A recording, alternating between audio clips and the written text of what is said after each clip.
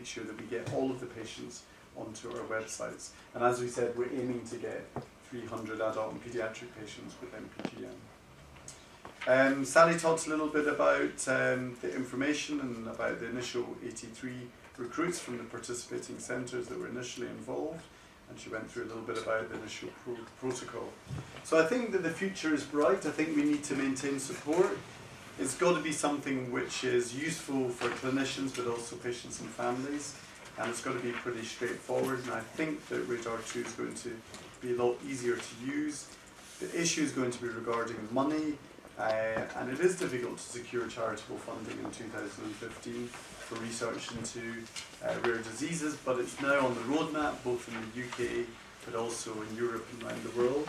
And as Sally mentioned, I think the genetic work will probably increase over time, and I think what we will begin to see is that pie chart that Sally had, where we've got few patients with known genetic mutations. As our understanding for genetics and genes increases, we'll be able to find much more in the cohort of patients that we have. And the issue may be that even if we had all of the 450 estimated patients, so adults and children, with MPGN in the whole of the UK, that still may not be enough to do a big study in working out outcome. And it may be that once we've got all of the data, that we can actually do much better international collaborations. And only yesterday I was talking to one of the drug companies again about their interest in doing studies. At the moment there is estimated probably about 45 complement blockers in different phases throughout many of the individual drug companies, pharma companies around the world. Many of them will not even get to marketing or be used, unfortunately. One of the ones which was looking very effective, for example, blocked C3, and unfortunately, although it was very effective in the mouse model, they couldn't actually get the drug in high enough doses to have any effect on adults or children.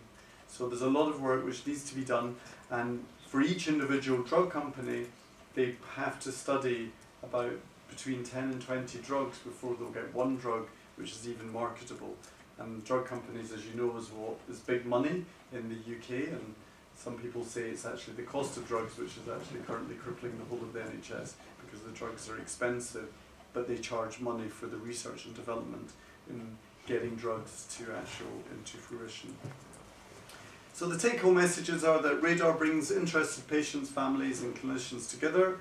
The groups start with information sheets and data entry, and I think that is going to be useful to describe cohorts, and it facilitates joint thinking and research with good collaboration. And I think the fact that once we've got the information out there, then the move and the way forward is to have potential studies or clinical trials of therapies. So I think what I'd like to end is we hope we'd be in a situation where we can hopefully knock out kidney disease. It might mean that Sally and I don't have a job tomorrow, but that's still what we're aiming to do.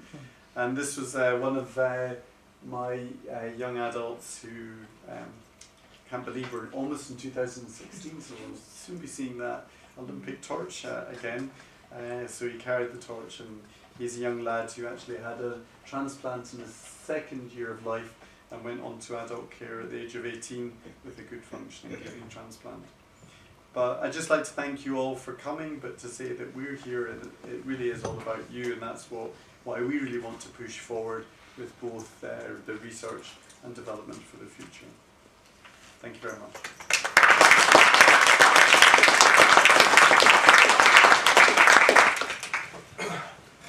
Thanks very much, Stephen.